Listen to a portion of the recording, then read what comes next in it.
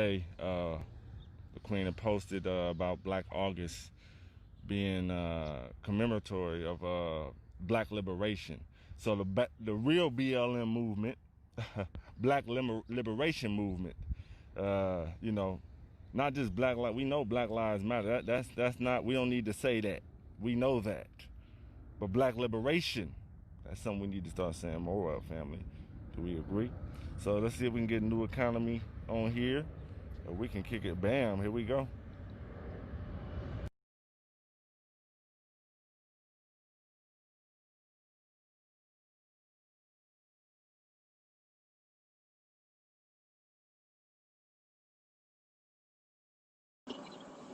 Waiting for a new economy.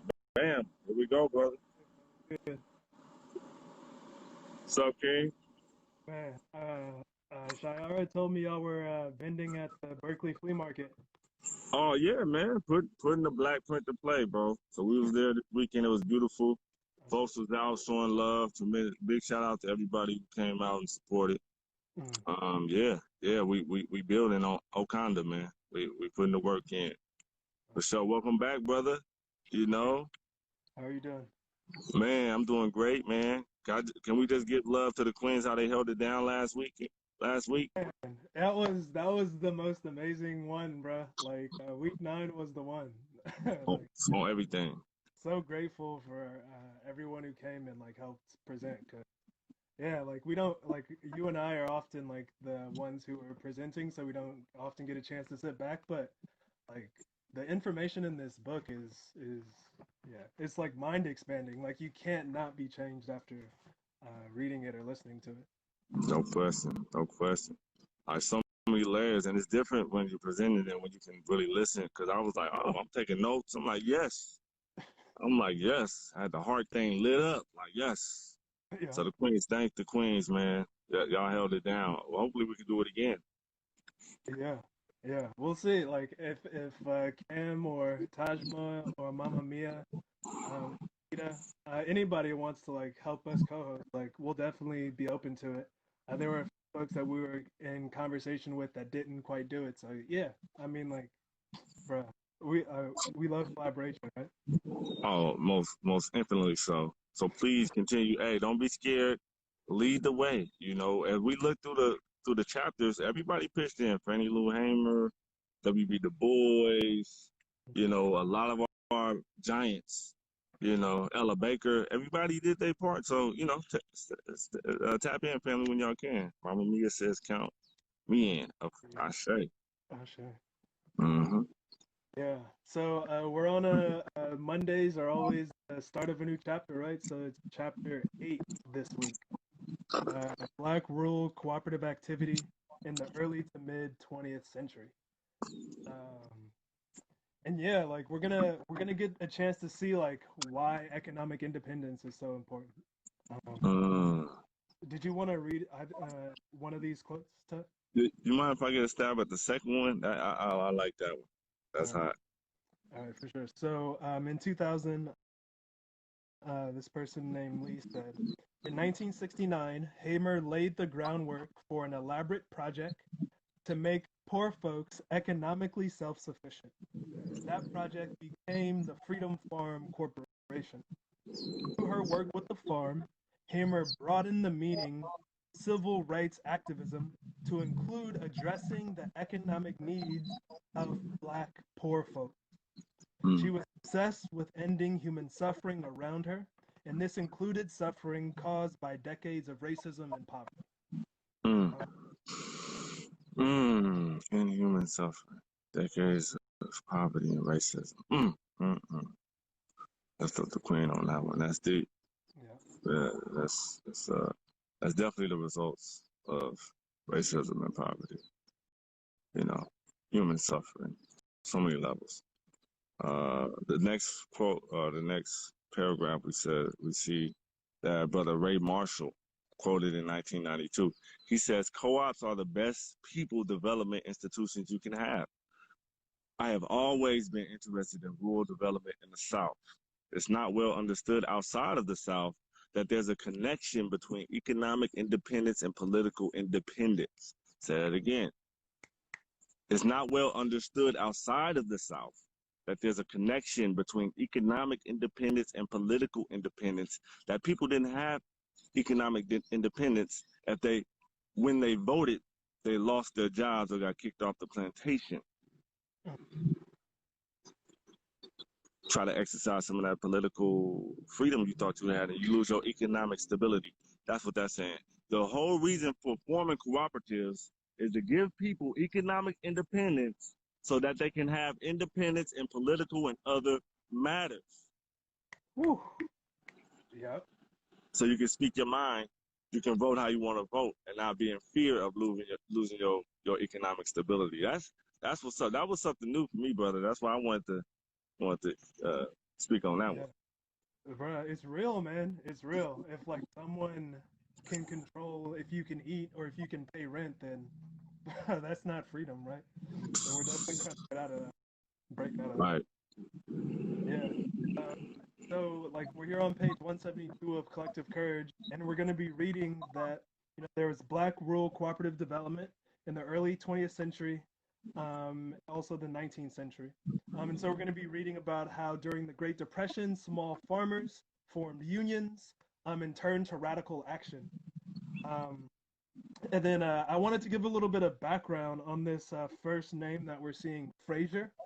It's saying that in 1923 he reported on cooperative marketing among Black farmers, particularly peanut growers in Texas.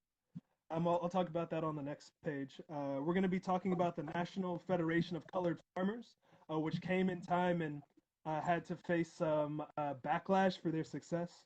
We're going to talk about the Bricks Rural Life School and the Tyrell County Training School, and how they helped a whole region form cooperatives and credit unions.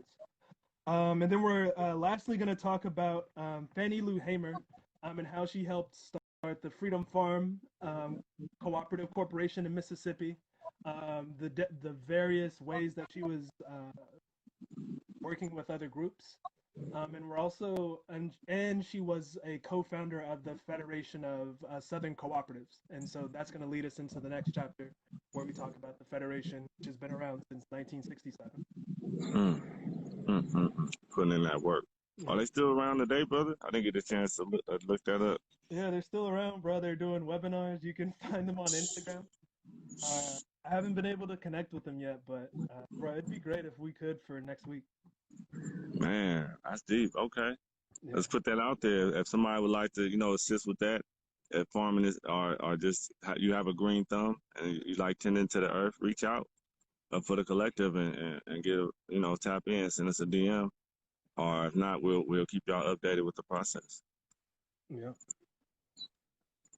Okay, so on the top of page 173 of Collective Courage, it's talking about how African American rural cooperative development in the early 20th century continued to be a struggle, but it had some successes.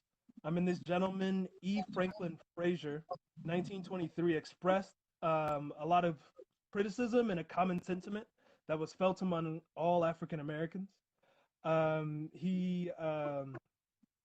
Once exposed to cooperatives, he felt that they were a step towards economic emancipation, especially in small rural communities where Blacks had no choice but to use the white landlord's commissary, like the place where they're selling their goods.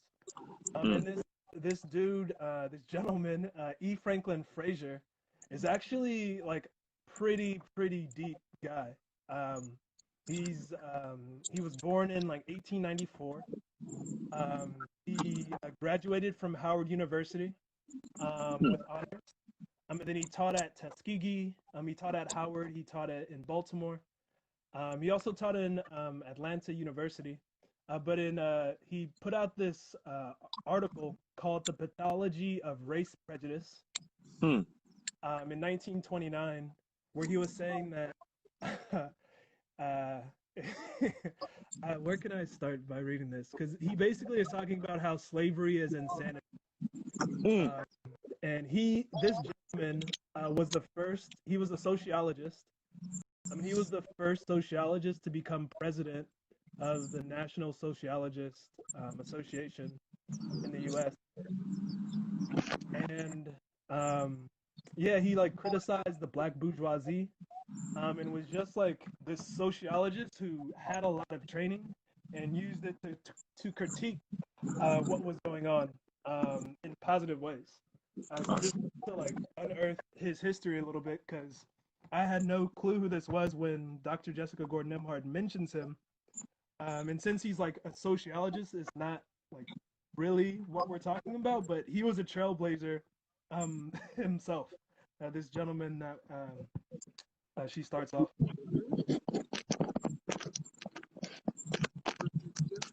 And so going back into Collective Courage, page 173. Uh,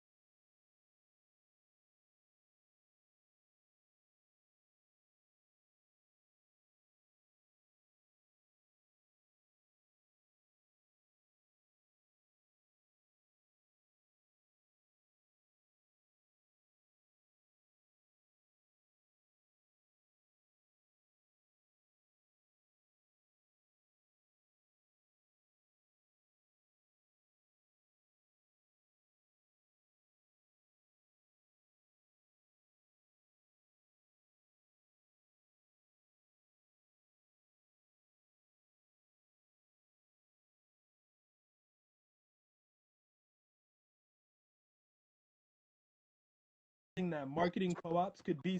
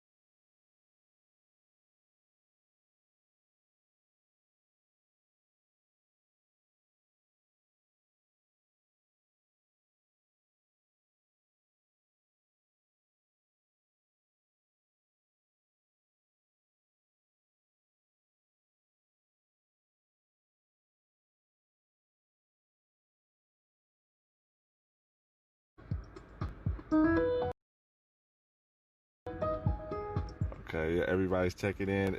We okay?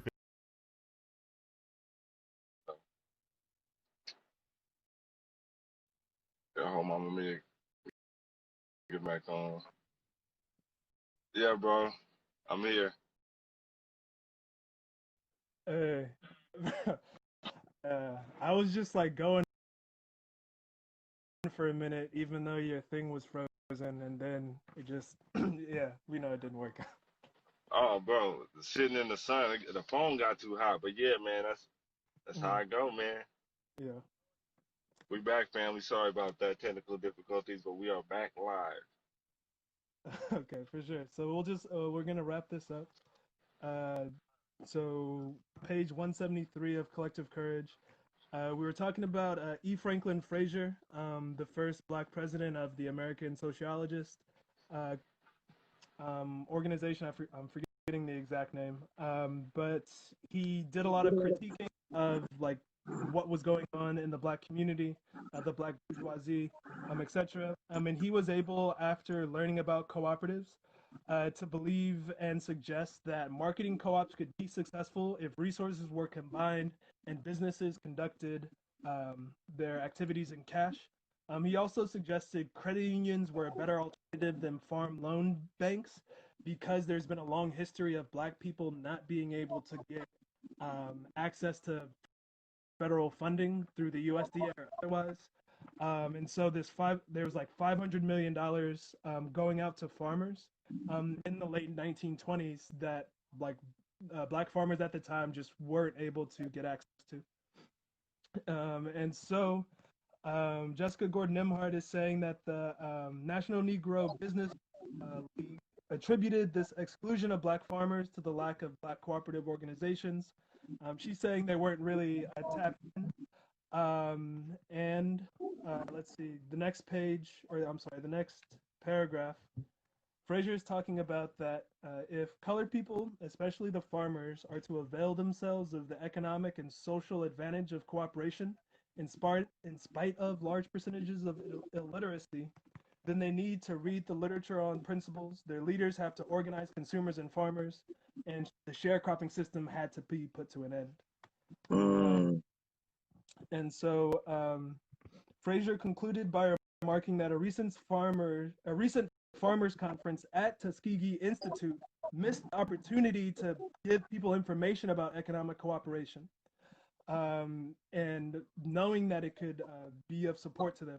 And so Dr. Nimhart says that by the late 1930s, Tuskegee did have its own cooperative, thinking like perhaps it's because of Fraser's admonishment of them. Mm. The next part that we're going to be learning today is about the National Federation of Colored Farmers. It was created by several prominent men, among them James P. Davis, Gilchrist Stewart, Cornelius R. Richardson, and Leon R. Harris. And they formed the National Federation of Colored Farmers, or the NFCF, in 1922. And by 1929, 7 years later, NFCF was large enough to need a full-time leadership. In 1930, they incorporated in Chicago. Mm. Their purpose was to attract Blacks and centralize Black farm ownership and better farm living using cooperative buying, production, and marketing. They helped their members purchase farms or secure better legal sharecropping contracts, and then assisted them in making good with the state as a legal organization.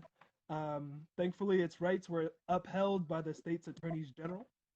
And so after that, the planters then stopped issuing tenants and sharecroppers the limited money or small cash advances that they needed so that they could like keep afloat until the harvest. And so this reduced the amount of money that the farmers could put into the co-op, but it didn't stop their momentum. In fact, one white planter, Dr. Nimhart, says an exception to the rule acknowledged that the Black tenants could get better prices through the purchasing co-op and wanted to join himself. Even the competition, as she says, saw joint purchasing as a good idea. White farmers often use cooperative purchasing and marketing themselves. So earlier in the book, when we talked about the Colored National Farmers Cooperative Alliance, and bro, you remember that long name? Um, Yeah, yeah, dope like that man was too. created because white people wouldn't let them into their own alliance, and so we had to create Right. our own. And so we've always been used to like, checking in, like, oh, y'all still racist. All right, we're gonna do our own thing and thrive anyway. Yeah, it And ends up, and we see it ends up working in our favor every time. yeah, yeah. And so we're seeing the next year, October 1930, the Negro World reported that a white county agent from Lexington, Mississippi, accused the NFCF of swindling thousands of Mississippi Negro farmers out of $6, a Come on, $5 membership fee, and a $1 publicity fee. come on. Bro, that's kind of like what they did to Marcus Garvey, saying that he, like, what was it? He Voter got fraud. shares through the mail, and they said that was illegal or something like that. Yep, yep. Thing or similar thing. Tied it to him saying that he was swindling people, promoting false goods and Yeah. things that we didn't really own already. Mm. Bull. Yeah, and so this agent was saying that they were swindling people because they promised reduced food prices and better market prices for cotton. And so we're seeing that Mr. Davis, the spokesperson, denied the charges, countered the white merchants and money lenders, and encouraged the county agent to make the false accusation. Oh, wait. Oh, I'm sorry. James P. Davis countered that white merchants and moneylenders encouraged the county agent to make the false accusation, trying to undermine the NFCF. Right. And the Negro World article noted that black farmers had been forced to start their own cooperative after being refused membership in the white farmers cooperative. It also quoted James P. Davis calculating that the NFCF would save its members 25 to 40 cents on the dollar for every truckload of goods the black farmers bought together. Woo. Wow, 20 to 40%. That's, Dude, bro, I would join that hella quick too. Cause right now, today, to save on almost anything, that's a good percentage. You get more. That's more than what Walmart workers get for working in Walmart. They get like 10% off. So that's working, putting our money together and buying and working cooperatively. Bro, 10% off. That's kind of shady. Yeah. And people work there their whole lives and it stay at 10%. So that's the difference from having a job and forming a co-op. Mm-hmm. Definitely.